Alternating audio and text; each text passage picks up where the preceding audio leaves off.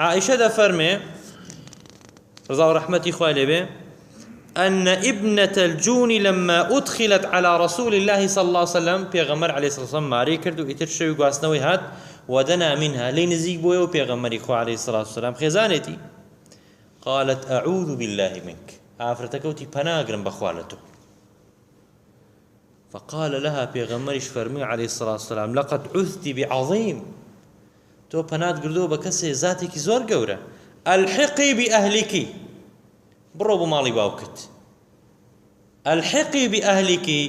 يعني بشورو بمالي باوكت أما اللفظ كلفظ طلاق نية بلام أجر نيتي طلاقي لقلب طلاقي كابرة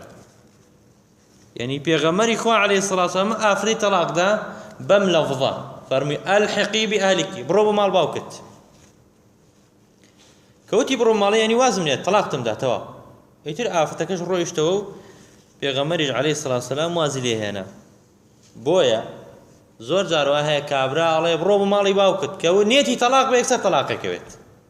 بويا أم لفظة زوزو خطر سادة بيا قدر